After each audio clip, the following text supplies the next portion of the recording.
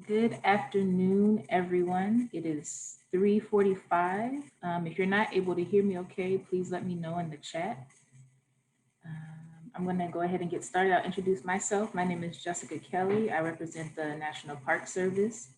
I am a grants management specialist. I specifically manage our HBCU grant program. It is one out of 6 of our grant programs that I'll talk about just briefly here. We have the African American Civil Rights Grant Program, which is currently accepting applications at this time. If you search on grants.gov for our opportunity numbers, if you search for capital P21AS00199 200 and 201, there are 3 different opportunity numbers where you can access our African American Civil Rights Grant Program, which has a history and a preservation track. And then you'll also be able to access our History of Equal Rights, which is a new grant program. The History of Equal Rights grant program currently has 2 million available, and the African American Civil Rights grant program currently has 15 million available. Those applications will be due December 15th, and as I just said before, you must submit through grants.gov. So those are 2 of our grant programs. The rest of them are the HBCU grant program. HBCU is historically Black colleges and universities, and so that is specifically for universities. You must be a part of the university to apply, the accredited university to apply. You cannot just apply as an individual on behalf of the university. There is the Save America's Treasures grant program, which is specifically focuses on properties and museum collections of national significance. You can figure out if whether your property or collection has national significance by looking at the National Register nomination form, or just by contacting your state historic preservation officer. We do have a tribal heritage grant program, which is specifically for tribes and also TIPOs. TIPOs is the Tribal Historic Preservation Office. And then there's the Paul Brune Historic Revitalization Grant Program, which is specifically for rural communities to apply. I believe it's the State Historic Preservation Officer or a nonprofit organization can apply to do a sub-grant program in their rural community. And I believe that the maximum award for the Paul Brune program is $750,000 because it is a sub-grant program. All of our other grant programs, the max award available is $500,000. But if you are doing a type of report or a study or a survey, the max award amount is $50,000. And so with that, if you have any questions about the grant programs, please drop those in the Q&A and we can address those later in the presentation. And from here, I will go ahead and jump into introducing our lovely panelists for today. So first up, we have Kim Williams, who is an architectural historian and National Register coordinator with the DC Historic Preservation Office. Kim regularly prepares and reviews documentation of historic properties and evaluates them for listing in the DC Inventory of Historic Sites and the National Register of Historic Places. Next, we have Sarah Schoenfeld, who is an independent scholar and public historian. She co-directs the project Mapping Segregation in Washington, D.C., which is documenting the former extent of racially restricted housing in the nation's capital, along with other historic mechanisms of segregation and displacement. Sarah's company, Prologue DC, engages in a variety of history projects, including research for exhibitions and films, historic landmark and district nominations, oral histories, and walking tours. Next, we have Nikita Reed, who is an award-winning architect with experience throughout the Mid-Atlantic. She is skilled in the preservation, restoration, and adaptive use of historic buildings with a focus on sustainable strategies in design and construction. In 2012, she co-founded a woman-owned boutique architecture firm that specialized in historic preservation and sustainable design. She joined Quinn Evans' Baltimore office as an associate in 2019 to continue blending historic preservation and sustainable design. Next up is Ted Gong. He is executive director and founder of the 1882 Foundation, a DC-based organization that promotes public awareness of Chinese American heritage, especially related to the Chinese in the DC area. Before retiring in 2012, Ted was a career diplomat in the US Department of State, where he served primarily in East Asia on policy and operational issues related to border management and security, migration and refugees, and consular affairs. And finally, we have Rebecca Miller, who is the executive director of the DC Preservation League. She holds a BA in history and a master's in business administration and has been with DCPL, DC Preservation League, since 2003.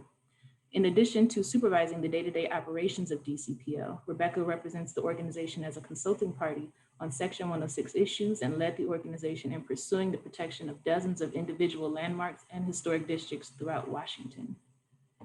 So those are all of our lovely panelists. And from here, I will throw it to Kim to kick off their presentations. Thank you, Jessica. I would just like to start by thanking you and the National Park Service for your grant programs. We are the very happy beneficiary of several of those grant programs, from the Underrepresented Communities Grant to the African American Civil Rights Grant Fund. So thank you. These grants are really helping us in our mission to recognize and protect historic properties that more fully represent the city's rich history and its socially diverse culture. We currently have about 700 historic landmarks in the city and about 36 neighborhood historic districts. But these designations largely recognize properties for their architectural rather than their cultural significance. So it's our intent to not only add new properties to the inventory that represent the city's diverse culture, but to amend existing nominations so they tell a more complete history about a building or a district. We currently have 4 grants that are either just underway or nearing completion, including a woman's suffrage historic context, an Asian and Pacific Islander study, which we're undertaking with DCPL, and Rebecca will talk about that in a little bit. We have an LGBTQ study, which is just coming to fruition, and an African American Civil Rights Heritage Trail, which is also nearing completion. The LGBT grant resulted in the development of a historic context for Washington's LGBTQ resources and the preparation of 4 National Register nominations for 4 properties. The context report, whose cover you see here in the slide, is on our website. And it not only provides a historic context, but it offers guidance on how to evaluate historic resources associated with LGBTQ history and the community. And it provides a list of associated properties that may be eligible for the National Register. Next slide, please. So from that list that came out of this historic context study, the Historic Preservation Office selected 4 properties to research and nominate to the National Register. 2 of these, the Slow Burrell House, which you see in the upper left, and Annie's Paramount Steakhouse below it, are new designations. The Slow Burrell House was the home of Lucy Diggs Slow and Mary Burrell, both accomplished educators. Lucy Slow was the first dean of women at Howard University, and the 2 lived together in this house as a same-sex African-American couple in the early 20th century in the Brookland neighborhood. Annie's Steakhouse, which you see below, is in DuPont Circle, and it's an important early gathering place that welcomed members of the gay community to come out of the closet. And the other 2 nominations, All Souls Church and St. Elizabeth's Hospital, I don't have a photograph of St. Elizabeth's, but they were already designated landmarks, but the nomination forms did not address their important associations with LGBTQ history.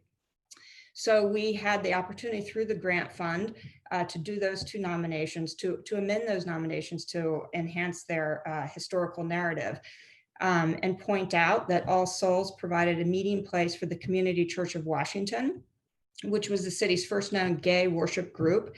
And the church went on to become a leader of gay rights in the city's religious community. St. Elizabeth's, on the other hand, treated homosexuality as a mental illness and confined men and women to the institution to be cured through various medical and psychological treatments. This aspect of St. E's history was not included in the original nomination, so we have updated that. Next slide, please. So our civil rights grant project was slightly different. We developed a virtual tour. It's the 20th Century African American Civil Rights Tour, and we sought to document and interpret sites and stories related to the African American struggle to gain equal rights in the 20th century. This involved extensive research and the identification of 100 sites in DC associated with civil rights and highlighting their stories on this web-based tour. This slide shows the landing page of the virtual tour, which you can access from the Historic Preservation Office website. Next slide, please. The trail is organized thematically, and the sites are classified into 8 identified themes. The icons on the right side of this slide show those themes. That's civic activism, housing, political empowerment, education, legal campaigns, employment, recreation, and protest. And then you can see the go-to website takes the viewer into each of the individual stories that are presented. Next slide, please. So just as an example, this is a former sanitary grocery store on 11th Street near U Street. It was at the heart of a landmark Supreme Court decision, the New Negro Alliance versus Sanitary Grocery Store. This case came about in 1936 when the property opened, or the store opened in the heart of the African-American neighborhood, yet it refused to hire African-Americans to work there. So the New Negro Alliance picketed the store, and Sanitary Grocery sued the New Negro Alliance, arguing that it couldn't picket the store since the picketers didn't work there. 2 years later, after the suit was filed, the court declared that NNA had the legal right to picket a business, regardless of whether the pickets worked at the store or not. This really marked an important legal victory for anti-discrimination efforts. So it was one of our 100 sites selected for the trail. Next slide, please.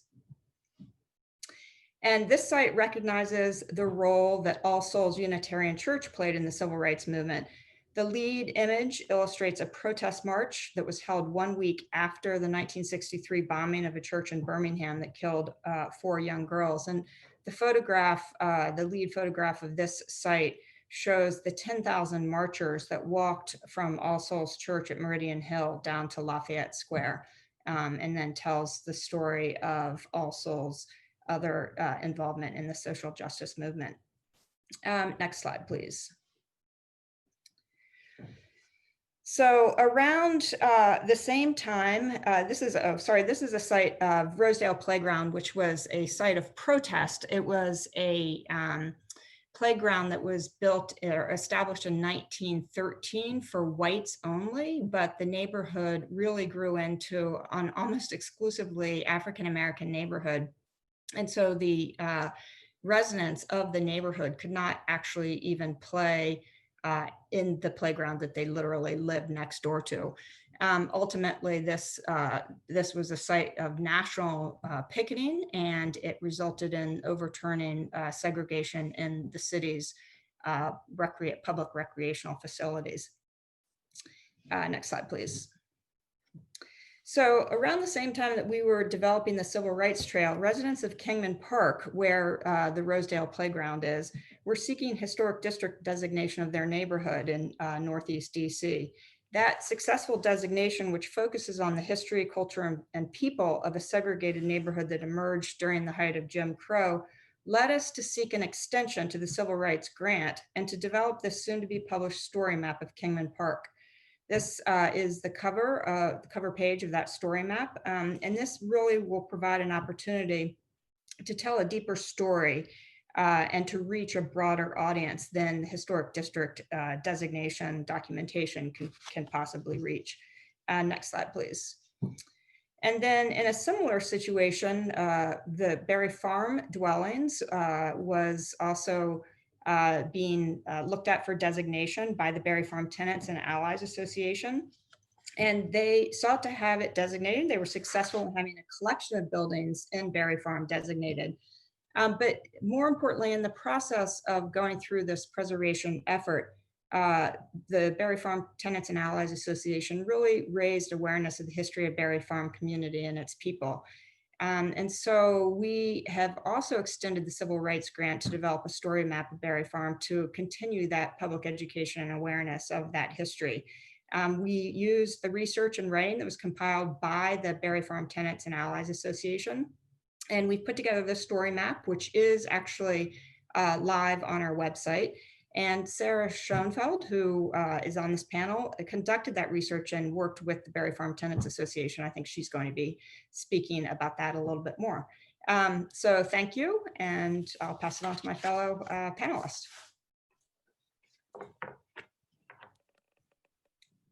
Hi, thank you, Kim. Thanks everyone for coming to our panel. So as Jessica said, I'm co-principal with Mara Cherkasky of an LLC called Prologue DC. And Mara and I are also co-directors of the project Mapping Segregation in Washington, DC. And that project, which looks at the historic mechanisms of segregation and displacement in DC, including historic Black communities erased by development, has contributed significantly to several historic landmark projects that we've undertaken over the past 5 years. And I don't actually have time to talk about the first two that are listed here. So I'm going to skip to my recent work on the historic landmark designation for Berry Farm, which is as Kim mentioned, is a public housing development just east of the Anacostia River. And I'll also talk about my current work on what is called a multiple property document for the National Register. This is a document that lays out a set of criteria for nominating sites throughout DC that may be eligible for historic designation based on their role in civil rights organizing. So let's go to the next slide. So first, I'll talk about Berry Farm. And as I can talk about more during our discussion, the nomination was spearheaded by recently displaced tenants who knew that Berry Farm had a very rich and important history, but who were not equipped to undertake the nomination themselves. So the nomination was based on the long history of the larger community that led to the public housing development being located here.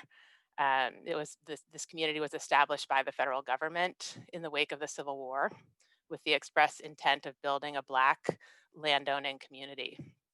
Frederick Douglass and his sons were among those who were active in the building up and the leadership of the community, which thrived throughout the 19th century, but eventually suffered from municipal neglect. Later, during World War II, Black landowners at Berry Farm were required to sell their land back to the government for the construction of public housing.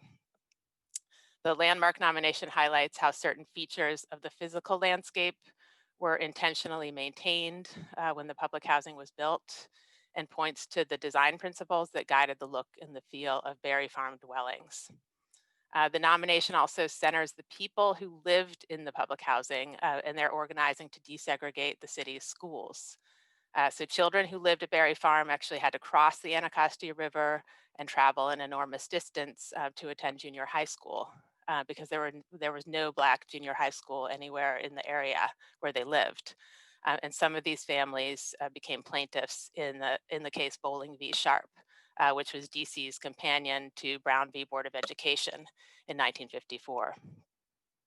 And then in the 1960s, a new generation of tenants was active in organizing to demand economic justice and fair treatment by welfare officials and by Congress during a period when DC lacked home rule. A tenant named Etta Horn co-founded the National Welfare Rights Organization and was one of the best known activists in DC during her time. And while we were disappointed that the nomination did not lead to a landmark designation for all the remaining buildings at Berry Farm, we were able to make a case for some of them to be preserved, despite the fact that they don't look like they did when they were first built and had significantly deteriorated over time. We can go to the next one. I'll talk about the current project that I'm working on. This is a document that creates a framework for future historic landmark nominations for sites anywhere in the city that were significant to civil rights organizing. And this work, we had worked on the tour that Kim talked about. So a lot of this research we were able to pull together and put into this document. So this includes a detailed narrative on the history of local efforts to achieve racial justice, and sets out criteria for judging whether a particular site might qualify for designation based on its role in advancing civil rights. You can go to the next slide. Developing the study required defining what we meant by civil rights. So we're talking about the struggle to achieve the equality and freedom guaranteed by the Constitution in the wake of the Civil War. And this movement was largely borne out via demands for racial integration and equal access to housing, employment, and other areas. You can go to the next one. We also had to define a time period for the study. So it begins with 1912, at a time when segregation was on the rise, and ends with the election of DC's first home rule government in 1974, by which time DC had been majority Black for almost 2 decades. And then the next slide is, this is DC's first elected council in 1974, or 1975, I guess, when they were inaugurated. The next slide. These are the themes that the study addresses: education, economic justice, political empowerment, housing, public accommodations, and policing. I can't quite read the last one on this slide. Policing, criminal justice. And these match themes that have been used for other National Register studies that address civil rights. You can go to the next one. So in order to determine whether any given site might qualify for historic designation based on its significance to civil rights organizing, we had to define specific categories of buildings that might be considered. And this is where the project looks really different, because, like, from a traditional historic preservation project, because the categories of property types are obviously more often based on the material or the aesthetic qualities of the buildings themselves. But instead, and in keeping with other studies that have been done, I thank them for their guidance. We defined the 3 major property types for this study as strategy centers, so sites of organizing, conflict centers, such as schools that were segregated and subjects of protest, and then sites associated with key individuals, which are mostly people's homes, especially in cases where there were not other sites that were significantly associated with somebody who is very important in the struggle for civil rights.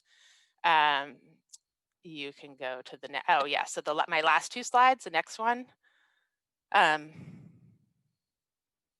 Oh, right. Okay, so yeah, the 2 after this are just the 2 sites. So this project also included identifying a couple of individual sites to actually put forward nominations for.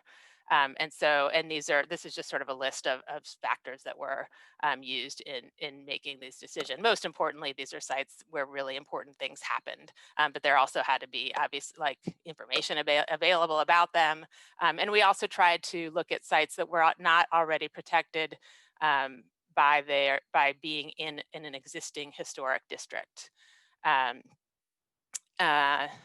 And you can go to the next slide. We'll just look at these 2 sites. So we chose the Mary Hundley residence, which is in Columbia Heights on 13th Street near Cardozo High School. This was the subject. This house was the subject of a successful and precedent-setting legal challenge to racially restrictive deed covenants in 1942. And I'm not going to talk more about it now, but happy to if you all want to know more about it. And then we chose Lucy Diggs Slow Elementary School in Brookland, which was built in response to a 1944 lawsuit against the DC Public Schools for not providing equal accessible education to Black children. In this case, Black children who are living in Brookland and did not have a school available to them anywhere in the vicinity. And I'm going to stop there, and I'm happy to talk about any of this stuff during our discussion. Thanks. Great. Well, thanks, Sarah. And so I'm going to go ahead and continue on with the project. So my role on the DC MPD project was to really look at it from an architectural standpoint. And one of the interesting things that came up for me a lot, and even as we're having our conversations, was the fact that a lot of times historic preservation is really focused on the architectural integrity of the building. And so knowing that a lot of the sites that were going to be associated with important civil rights sites in DC were not going to be high architectural style, we realized that we needed to think more about this methodology and really go a little bit deeper. And so this is the outline of the methodology that we went through with the Civil Rights MPD property document. So we were researching and identifying, so reviewing primary and secondary sources, and Sarah and Prologue DC did a really fantastic job of finding a lot of the research and building on past research that was already done. We also wanted to make sure that we were sharing the findings and preparing the documents, because we realized that our findings were not going to be the end all be all of the research for civil rights in DC for the 20th century. So we really wanted to make sure that we were building something that other people could refer to in the future. And then also we're making sure that we were documenting it and all the research, all the findings in a way that would be accessible for people in the future. And so we were trying to make sure through this process that we were acknowledging that we were building on other research and making sure we were creating documents for future researchers to build on as well. So trying to make sure that we were being mindful of the process we were going through. You can go into the next. So part of that was creating an online portal. So we created this portal before we did the first community town hall meeting. And so this became a portal where we sent people to so they could find out more information about the project, more information about the people doing the project. We also have a form on here where people could suggest a site, sign up for the mailing list, find out about additional upcoming events. So really trying to make this an online accessible portal. And so I'm glad that everyone who is on the call now will be able to have access to this. We'll make sure that there are links that go around. But it's one of those things where we realize that we have to be vocal with what we're doing to make this more accessible. One of the struggles we know that many community members have with preservation and the process is that it's often seems very murky. So we were trying to demystify the process as much as possible. Next one. So this is a snippet of the property database. So when you go on the public site, this is what you'll see. We ended up having about 100 and so active sites that we had on the list, but then we had a whole number of other sites that were listed as well, but we separated it out into sites that were extant or existing and sites that were non-extant, because we realized that there may be some sites in the city that still played an important role within the movement, but no longer exist anymore, either just because there's been new development or they were purposely destroyed, systematically disinvested.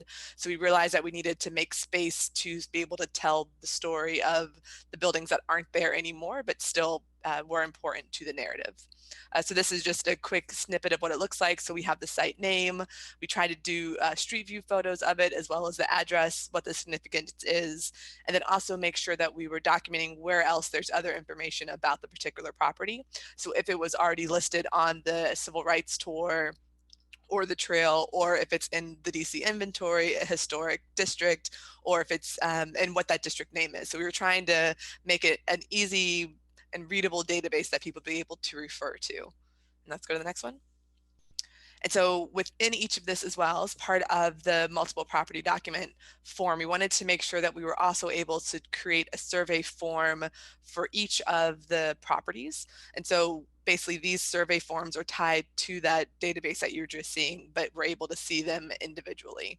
And so we made sure to also include what ward the buildings were in, if their integrity was intact or not. And for this, we ended up leaning more so to integrity being intact if the building still existed, because we wanted to make sure that we weren't being blinded by whether or not it was just the architectural integrity that was there. So we tried to be a little bit more open with that definition, and we explained that in the MPD. And then we also made sure to categorize it by the different themes that Sarah had mentioned and by the different types of properties. So if the property was a strategy center, a conflict center, a planning center, we made sure to list that as well in the database in the form, so that when people are doing future research, they're able to get a sense of where the property fell within the different framework we have set up. Next one. And so one of the things that was interesting for me as a preservation architect was the realization that the typology and the type of buildings that were associated with civil rights, particularly in DC, vary from every type of size and scale and use. So unlike typical historic MPDs, we're looking more so just at a style of building or a style of architecture. For the civil rights sites, it really is a mix of different types of buildings, from smaller row homes to larger scale businesses and offices, to recreation sites, to university campuses and churches. So there's a whole mix of buildings, and it really made clear to me that civil rights sites and importance, they happened all over the city in multiple different types of buildings. On to the next one. Additionally, mapping the sites and seeing where things were happening around the city was something else that was important to understanding the narrative of this a little bit more. DC is a little bit frustratingly divided over 4 different USGS quadrangles, and the sites that we found were predominantly in these 3 different quadrangles. And so it's all the little red dots that you're seeing are tied to a number, which are then tied to an address in the site, which then tie back to the database. So we just wanted to make sure to share a little bit of what that mapping looks like and how the different elements tied together throughout the process, from the database to the survey form to the USGS maps, to really get a sense of how all of these documents and the properties go together in the form and the submission to the National Park Service to then have this MPD be submitted and accepted into the register. And next one, and that might be the last one. Yep, and so I'll go ahead and pass it on to Ted.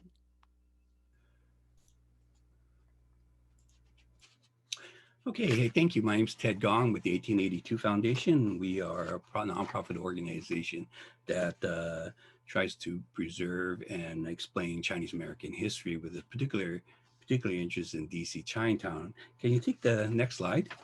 And we were fortunate to have a grant from the DC Historic Preservation Office to look at a theme context study, historical context study, the Asian Pacific American context study for DC.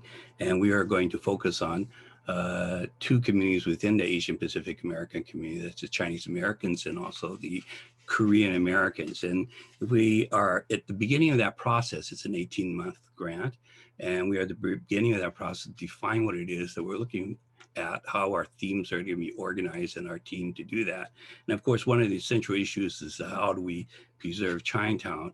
And if you look at the next slide, you can see that actually Chinatown already has its defined Chinatown Historic District, although that district is actually a little bit more complicated than the boundaries suggest, that everything within Massachusetts and G Street and 6th and 8th Street are within the historic district. It's actually quite zigzagged if anybody actually wants to look at it. Take a look at the next slide. What I want to look at this image, there are 2 things here. I want to look at the right side of your image is actually what looks like a volleyball contest. And what it is I want to spend a little bit of time talking about this. It's what we call 9-man volleyball. And what this historically represents is it's a little bit like sandlot baseball or pickup basketball. And in Chinatowns, the story of the beginning of 9-man was that restaurant workers, Chinese restaurant workers and other service workers would take breaks. And they would take breaks, and then they would gather together a collection of towels and make it into a ball and play volleyball. So that is very much a Chinatown sport. But what happened is they formed teams. And in 1945, the Chinatowns began competing against each other. 1945 in Boston was the first competition. And every year they've had a rotating tournament. The last time it was held in DC, it actually took over almost all of Pennsylvania Avenue. And it had over 2,500 competitors and 150 teams. So the question of people saying that Chinatown is disappearing or is somehow being lost, I want to take a look. Maybe we're not measuring the right things. So what is it that we want to measure when we talk about Chinese culture, and how do we preserve it? For DC Chinatown, the Chinatown Cultural Development Small Area Plan helps to define what that is. This is something that was written or completed by Mayor Fuentes during Mayor Fuentes' time. And the one central thing that it produced was a statement that it was in the city's interest to preserve Chinatown as a distinct cultural destination. How do you do that? Seen in the next slide. you can see, if you do the next slide, there also was another Chinatown design guidelines plan that was made going back to the previous slide. That design actually told people how do you preserve Chinatown? You put up these signs, you put up Chinese lettering, and you design buildings. And the question is, next slide, this is what you get. And you can decide whether or not that is a good way or a bad way to preserve Chinatown or the culture that represents Chinatown. All right, next slide. In fact, the comments of what Chinatown should be or what its design actually starts way back. The original Chinatown, of course, is on Pennsylvania Avenue, somewhere between 1st and 3rd Street. And at the time that it was being redeveloped for Federal Triangle, there was a statement that Chinatown was going to disappear. And in the sadness in Old Chinatown, embedded into that language or that article was that if Chinatown disappeared, nobody should really care, because Chinatown did not add to the architectural color or design or importance of a modern Washington, D.C. Next slide. So Chinatown has always been, but Chinatown didn't disappear and actually moved to its present location. But Chinatown has always been criticized, and always seemed to be ready to be gone. So here's something by Mark Fisher, written in June 1995, The Last Days of Chinatown. And in June 2006, he said, a decade later, still the last days of Chinatown. And next slide. You see a decade later, you see another article that talks about the great fall of Chinatown. And it seems like every year people are writing something, maybe 2 or 3 times a year, about the disappearance of Chinatown. And almost all of it is related to, as the lead line in Ms. Spiegel's article states, 30 years ago, if you wanted to best Chinese food in the area, you would go to Chinatown. The implication, of course, is there are no more Chinese restaurants or good Chinese restaurants in Chinatown, as if that is the measurement of what a Chinatown should be. Next slide. There are many visions. You're not only just reacting to what's going on in the disappearance of Chinatown, but people actually produce visions of what they thought Chinatown should be. And that's mostly these developers. I don't know how many people actually remember seeing the Far East Trade Center proposal. And that was this huge thing. If you see the top photograph, is actually where the left side is actually where the metro stop is. And instead of building this large thing, is actually the gallery. It represents the gallery place and the sports center. Next slide. This development never got built, but the idea of some kind of a grand development or vision of Chinatown might be indicated also in the 2014 presentation by Monument Realty, which presented something like this: to take over almost the whole section of that open area left behind Tony Chun's. After several years, the thing is still it's been approved finally, been scaled back. Next slide. But that monument property is still awaiting some kind of financial financing. In the meantime, the same year that that presentation was made, the monument property, 2014 also produced something called the Chinatown Green Street Project, which very few people know about. Next slide. And what this was the American Society of Landscape Architects proposed a Chinatown Green Street demonstration project. So it was mostly a demonstration project of flood controls, water controls, and the greening of the street. Now, what is also interesting is that it actually stops on the right side, and that's the beginning of the Chinatown Park. You can also see in that corner, right in that area, is also where the 6th and I Street Synagogue is. Next slide. It almost as if to carry on that Green Street project, there was this proposal made by the Urban Land Institute, done with the mayor's office, the API office of the mayor's office, Asian Pacific Islander Affairs office. And they suggested that the Chinatown Park be activated. And around this area is the synagogue, the CCBA, Chinese Consolidated Benevolent Association. The lower one is the church. Quite a difference between what appears here, almost like a garden residence area, in contrast to that urban center around the archway, but it's only 1 block away. Next slide. The elements of the Urban Land Institute project was basically around the center area where you see the park. The park is owned by the U.S. Park Service, which adds another complexity to what people are doing. But you see how the gray, you see that arrow that goes out, the dotted arrow is actually where the Chinatown Green Street project goes. And then there's the park, and then there's the park with the CCBA, which is almost 200 years old. There's also the Chinese Community Church, which has was established and doing things actively for almost 80 years. I think they celebrated almost the 90th year birthday last year. But the heart of what was interesting about the Urban Land Institute is the I Street, this area here. Actually, what they wanted to propose is limit the traffic and create sort of like a pavement area that unites the park with the nonprofit organizations that are in gray at the bottom. Next slide. And you can see almost what they were trying to get at. This is China. We actually have like Chinatown spring fairs and so forth, and we closed the street to do things like this. And if you had that place developed, it'd be quite a nice setting, I think. Next slide. The problem with this is that this the project has not gone anywhere really. I think the last statement on the Urban Land Institute statement was that it needs somebody to champion it, either a community organization or a commercial organization or the government. But let's put those 2 projects aside, Chinatown, Green Street, as well as the Chinatown Park, and we go down a little bit further back toward the I Street part of Chinatown, and we come to what we call a Chinatown off H Street project.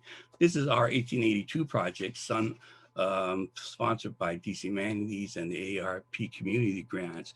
And what we were looking for is the preservation or a collection of stories from 3 units that are make up of the H and 6th Street corner, an traditional Chinese medicine, herbal and acupuncture clinic at the top. The pink building is a temple, and the third picture is a Chinatown market. Next slide. What we were trying to do actually when we started this was document the history of this place, the middle building, the Guangyum Temple. And it's worth to sort of talk a little bit about this temple because the building itself is zoned commercial. The temple, the altar, the statues, the various elements that make up the temple was actually located in a Chinese restaurant on H Street near where the Archway is. About 3 or 4 decades ago, they closed because the restaurant moved to Rockville.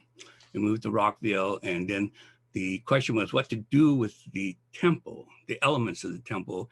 And so they worked up a deal where the owners of the pink building sold that space for the purpose of allowing the temple to be placed there. And the condition was that the buyers that got it had to maintain the temple. And they could use it for commercial purposes of different kinds, but they did have to maintain the temple. And if you went to Hong Kong or Taipei, this is such a typical temple. It's very familiar to people. Next slide. So here's another picture of our Chinatown off H Street. On the top left is the 3 buildings, the brown building for the market, the temple in pink. And we use that marker pink to sort of remind us where we are. And then behind the tree is the clinic. Those are various pictures of the place. You can see the Wallach House is right across the street. Go down further, you can see the synagogue, and right across from the synagogue is Chinatown Park. The H Street side of the temple looks like this. What you should pay attention to is the middle area where the gray the beige color row houses are. Those row houses are actually, I think, built in 1895, and the general floor plans are still very much as they were when they were built. Next slide. Just to show you historically what that place looked like, here's the 1900 photograph of that corner. Next slide. It looks very much the same. If I were to make an argument to preserve something that represents 1900 DC, regardless of the ethnic character of the building, probably this little corner is worth saving. I wanted to show you the next slide. Ignore the fact that that giant hotel in the back looks like that. That's been changed quite a lot. But the H Street Hotel is being proposed to be built right there where the row of gray houses are. There's a considerable setback to it, but the massiveness of that thing is there. And next slide. So what we were doing in our H Street project was gathering our oral histories, and we were also looking for supporters to help us clean up the street, help us clean up the HVAC, the old fence that was being turned right there, the fencing. There were rats and so forth running around there. So I went around and approached the hotel guys and asked them, says, you guys want to help us? And when they were looking at them, they said, hey, you know, are you interested in selling the place? And we can incorporate it into our design. Again, remember that our goal is to preserve the temple, and the temple already has an idea that it doesn't matter who owns the place as long as they promise or to protect and preserve the temple as a religious place. And also we made the same pitch for preserving the character of the Chinatown market, and we made the same pitch for the acupuncture. So the hotel proposed this, that they could incorporate the temple and have an exit for them that would improve the flow of their hotel. Next picture. This is what the artist rendering of what that corner would look like. I don't think it's that bad. We also convinced the hotel people to say, look, we still want the temple to be pink. So I think it's not too bad, but a compromise or looking into how you get people, corporations and other people to join together to preserve the stories of these places or what is happening here. Let's take the next slide. And what happened is that if you take a larger view of what we're trying to do in the preserving of these three spaces, that's the bottom on the left corner, that entire block then becomes virtually all nonprofit organizations, including the Cross the Street Wallach and Six House. And if you unite with the Chinatown Park project, which you remember we decided they are proposing that there's some kind of a physical unification between the park and the nonprofits across the street. And if you look at the diagonal, next slide, the Chinatown, the Green Street project actually envisioned not just the section that we had shown in the previous slides, but they saw the garden street, the greening of the space, and to extend across the whole of that street, I Street, all the way to the park, the center, city center. And they also envisioned that there would be that cross street, the Civic Center, Blue Street, that would connect between, which now connects, but also with the renovated the Carnegie Hotel and Library and the National Portrait Gallery going down there. So you create this whole area, next slide, that becomes almost like a unified district that allows Chinatown and each of the blocks where we are represent different important businesses or sites that we create our stories. Not one of those sites are restaurants, by the way, but those are all things which are part of Chinatown. It becomes preserved or embedded into that larger cultural unit. It becomes almost like a downtown cultural zone. And if you go down below the National Portrait Gallery, you connect with the National Building Museum, the Capital Jewish Historical Society, and that museum which is being built there. Next slide. So what has happened is that if we were able to do this, and you go to the question again that we started this, how do you save Chinatown? Chinatown can be, and what we've done in doing this, this sort of like Chinatown off H Street project, and it becoming part of a larger cultural block that extends from H Street to the central to the Chinatown Park, and from there links with the extended Chinatown Green Street project. We're shifting the center of Chinatown from the archway and all the commercial activities there to the tree-lined center defined by the Chinatown Park, now merged with the service-oriented nonprofits, becoming a center where stories can be recounted and told again, and even new stories made anew. And while the entire Chinatown is embedded to a larger DC cultural downtown zone. Now, getting back to the question of save Chinatown, the saving of Chinatown, I think, lies in the uncovering and the continuous telling of stories of the place where the buildings are. And I think there are three elements for us to consider in the Chinatown story, in this Chinatown Story Center. And they involve overlapping commitments and continuous telling of stories and continuous commitments and continuous telling of stories from community developers and city. The key element is the commitment by the community. The community has to own the place and make it known that that place or that space is where their heritage resided, where their personalities were shaped, and which gives them continued pride. That's our monthly talk story events in the 1882 Foundation. We always tell these events in Chinatown, and we say that the life of our community comes from the power of remembering and sharing our stories. Our voices, our community, our strength. And there's a city road here. Every once in a while I hear about the city establishing a Central Humanities and Arts Center for all of DC, bringing everybody together, historians, researchers, and other people, so that you have large presentation places, receptions, and galas. But I would suggest that avoiding the centralized approach and supporting neighborhood story centers might be a better way to go things. And for us, that story center would be the Chinatown Park project. For others, it can be determined based on the neighborhoods of, for example, the Right to the City has 6 neighborhoods they've already identified, Right City exhibit over in Anacostia. And another principle is we want to celebrate and respect diversity. And this is manifested in the fact that we already share with the Jewish Historical Society ideas of developing and actually doing things with common walking tours of what that space is, actually sacred space for both Jewish history, the Jewish community, as well as it is for the Chinese community. The Martin Luther King Library could develop an Asian American reading room. Already we are doing things with our bookmobile, and they join with us as we tell stories in the Chinatown Park or in the Chinatown. The other thing is collaborate. The other thing is to embrace gentrification in some ways. And that's the developer's part. And that comes from a holistic approach of how we deal with new development and proposals. And our belief is that as long as there is a holistic approach that is informed by our stories, gentrification may not be that bad a word.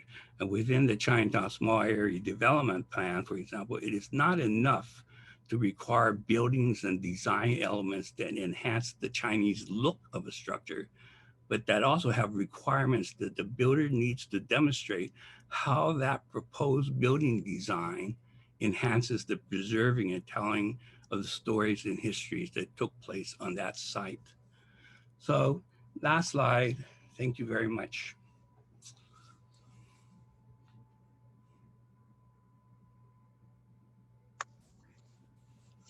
Hi, everyone. I'm Rebecca Miller. I'm with the DC Preservation Leagues. Thank you so much for attending the conference today. So I'm just going to talk a little bit about future projects that we're working on. DCPL is so thrilled to be working with all these great consultants that are on this this panel today. But some of our future ones are the women's suffrage context study, and also Black Power multiple property document. So I'll start with the women's suffrage.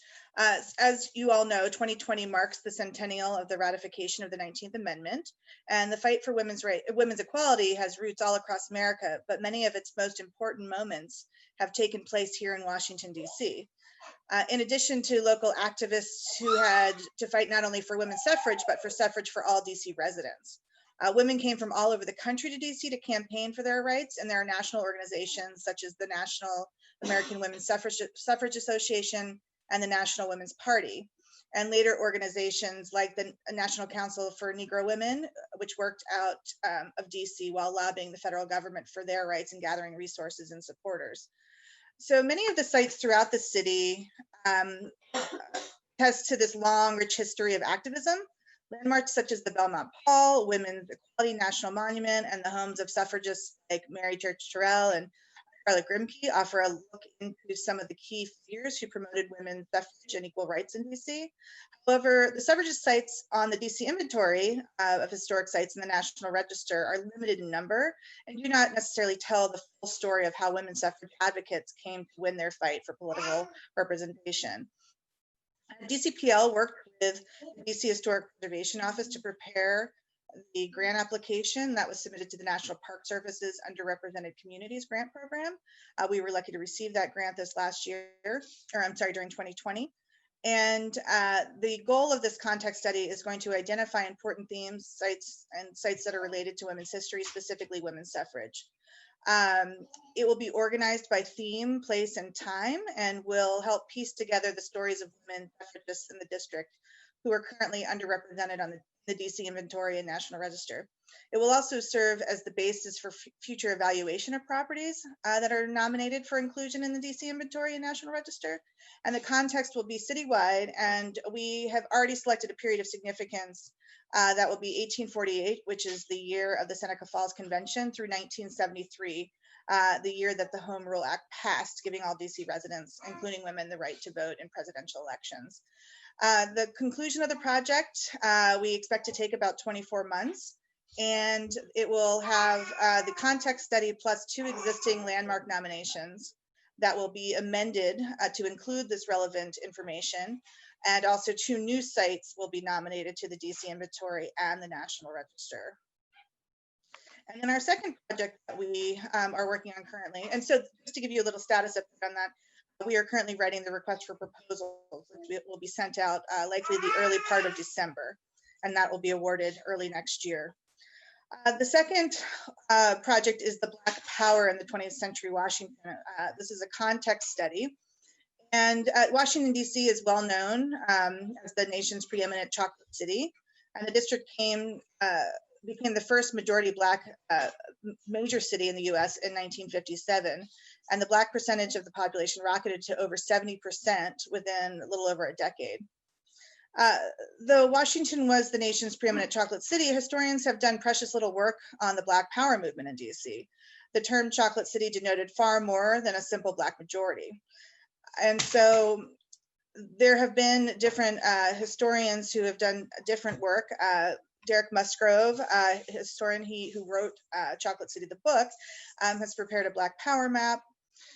So as a result, our understanding of the depth and complexity and intersection of Black activism in this crucially important time period during the 1960s and 70s is really limited. So we are looking to expand the African American Civil Rights Multiple Property Document, which you heard from earlier from Nikita and Sarah, and actually the suggestion of the Historic Preservation Office. So that was one of the key questions that came about during our public presentation last year was, well, what about the Black Power movement? And it's not something we had necessarily thought about, but we're lucky enough to apply for a grant from the National Park Service from their African American Civil Rights Grant Program.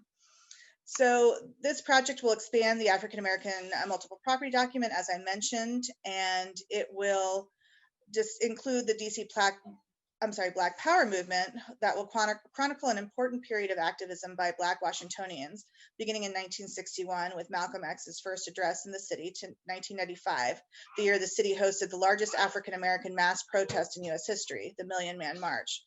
It will also include all the major Black Power events and organizations in Washington, D.C. And we think by exploring the Black Power movement, this study will be able to shed light on the movement beyond figures like Marion Barry, who has really dominated our understanding of this time in D.C. history. Though Barry and his Pride Inc. were influential, they were only a small part of the large, powerful, and fractious local movement that boasted neighborhood activists and nationally recognized spokespeople alike. These activists created schools, art studios, police oversight boards. They drafted an alternative vision for the urban renewal and were instrumental in both securing and staffing the city's first democratically elected local government. So to date, the majority of these organizations' stories have gone untold. So we estimate that this grant will also take about 24 months, and we are currently preparing the RFP to put out for a proposal shortly. And this will include an amendment to the African American Civil Rights Multiple Property Document and 2 new sites nominated to the DC Inventory and National Register. And that concludes my presentation.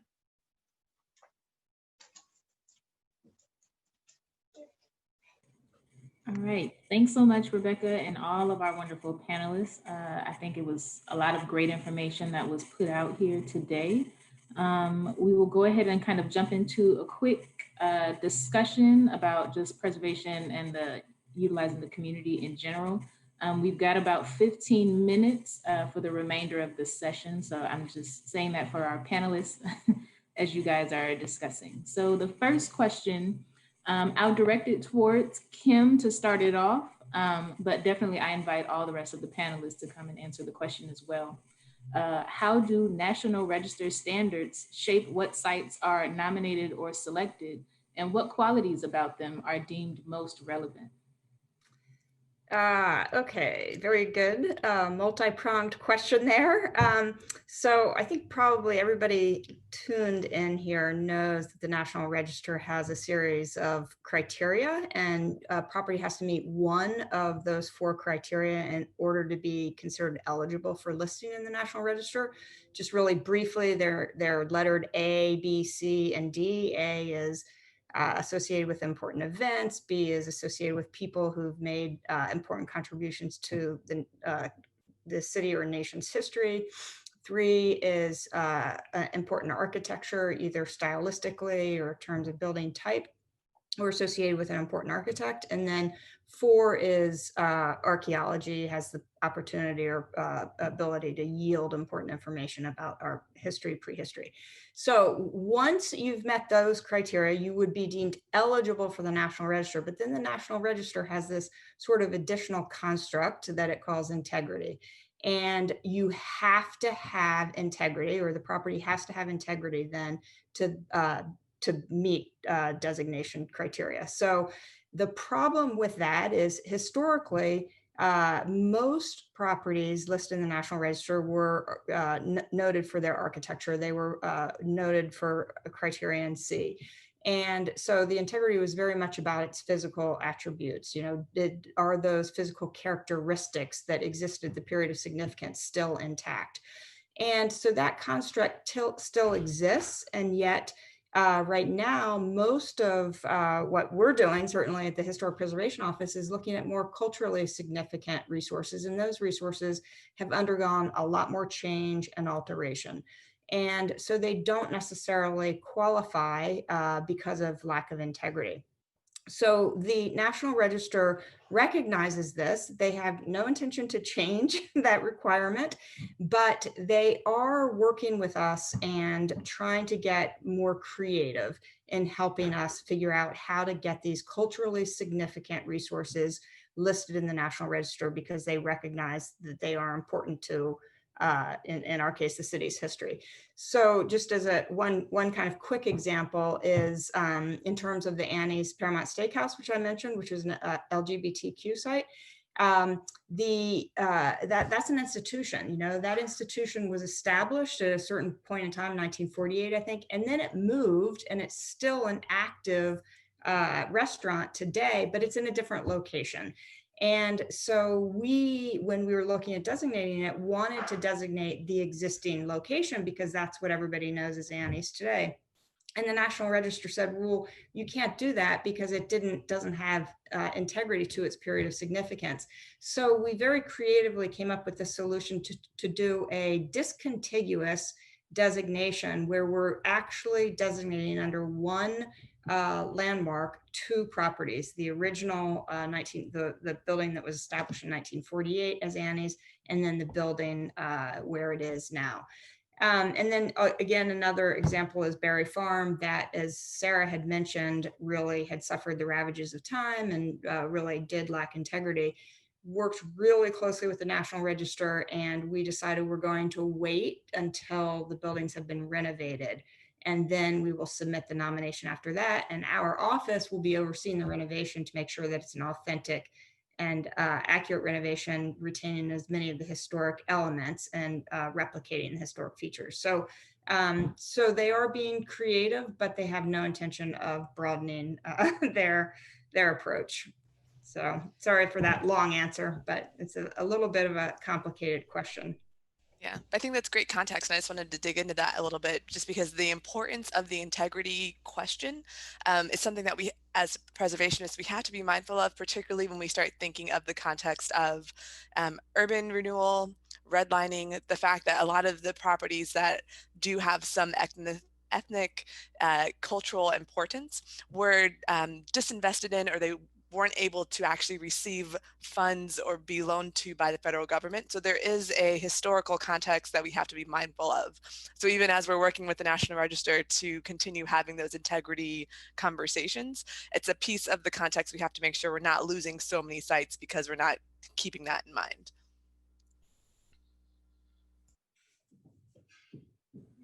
Thanks so much, Kim and Nikita. Rebecca, Sarah, and Ted, do you guys have any input for this question?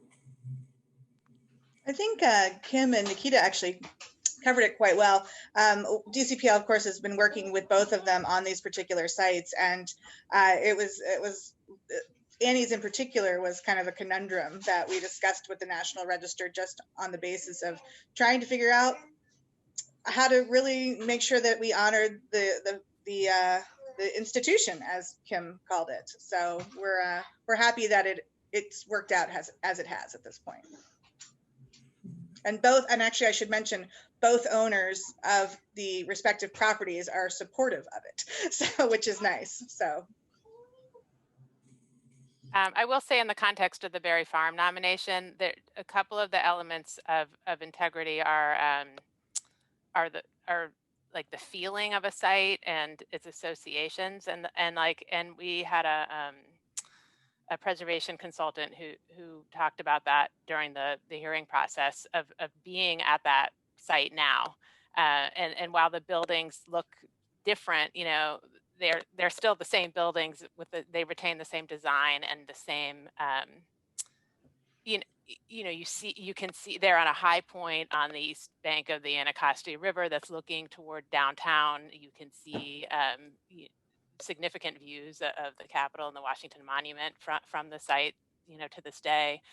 So there's like a lot about that site that really that does retain an important feel and associations that's still there.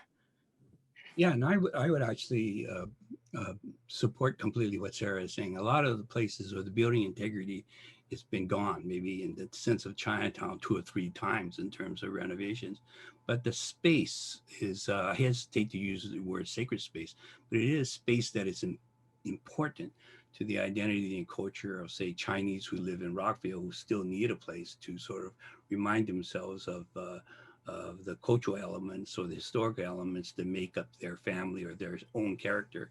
And you don't get that feeling other than at that place where there were significant stories there. And the hope for us, as I've said in my presentation, is look at the stories. And even the stories when they were made, as in the volleyball or the Chinese temple even, were moving. They're actually dynamic.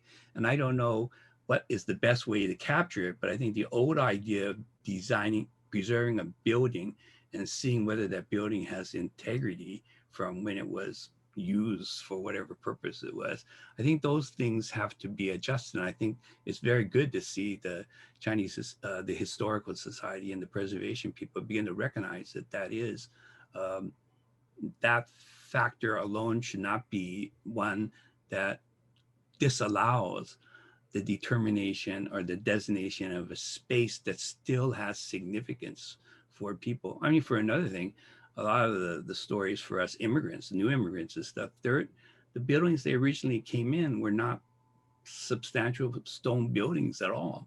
They're going to be gone, right? and yet that space still retains importance for us. I think that the National Register would probably argue in some of those instances, those stories can be remembered in different ways then, rather than being listed in the National Register. Right. You know, I think that the National Register is starting to be a little bit more open-minded and progressive, but there are certain instances, if it's simply really a site with no building left, I think, you know, then you want to look at remembering that and honoring and celebrating that site in a different way and not through listing in the National Register.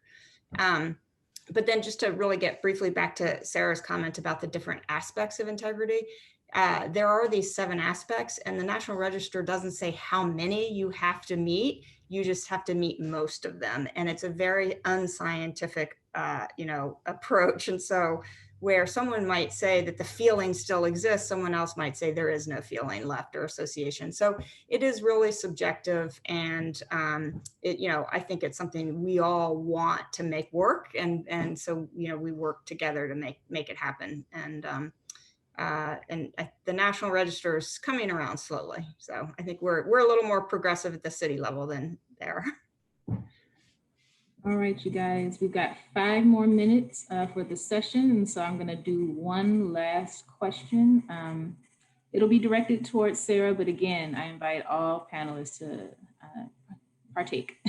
What part does the DC community play in these projects? And what are some examples of how your organization is working or has worked with the DC community? Speaking specifically to your Berry Farms project, but I think it would be applicable to multiple projects and everyone's projects here on the panel. You're on mute, Sarah. All right, so, well, just briefly, for the multi-property document project on African-American civil rights, we did do 2 separate presentations last year at the DC History Conference, and prior to that, a public presentation at the Thurgood Marshall Center, the old 12th Street YMCA, in an effort to bring people into that project and to think about sites that they knew about that were significant to civil rights organizing. So that is something that I think is a little bit different that we did. And but with Berry Farm, as I said that, and I think Kim said that project was really spearheaded by the tenants, former tenants of Berry Farm, and advocates that they've been working with. And really, like, I mean, it really came out of an effort on their part to cite sort of like, you know, they had been displaced from the site with very little expectation that they'll be ever, you know, able to go back and live there, although they have been told that they will. But that's almost never happens when people are displaced from public housing for redevelopment. So this was very much about sort of preserving evidence, really, that they had lived there and that their community had value, and that the people that had lived there before them had this very important history that needed to be recognized in some way. And I think there was a fear that if all of these buildings were wiped off the landscape as was planned, there would be no marker left of the fact that they ever lived there and all of this really important organizing happened there. And not only that, the public housing had replaced this, you know, really unique federal experiment of, you know, building this Black landowning community after the Civil War. I mean, something that really didn't happen anywhere else. It happened, you know, and that community doesn't. There's no marker of that left at all. So with, you know, that, I think it was, and going through the process of the historic nomination, like being at the hearing itself, and all of the people who came out to talk about having lived at the site, and or to talk about how important the history was, or even people learned during the hearing itself sort of details that they hadn't known and felt really a lot of pride in the place. Like that whole process, I think, was like as important as the actual designation. So I think if there's a way to generate community involvement in historic preservation in that way in other projects, I think it's incredibly valuable.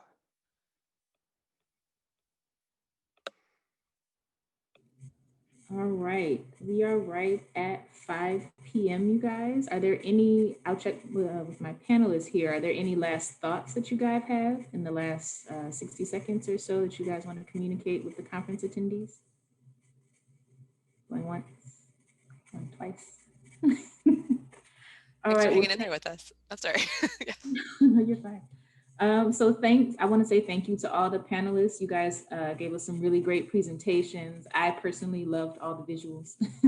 And so I just want to thank you guys for bringing all that information to the conference. And I think we will wrap it up. And I'd just like to thank Melissa Laureano for setting it all up for us. Definitely. Thank you, Melissa. So much.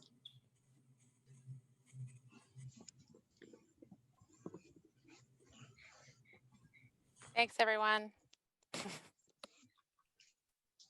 Bye.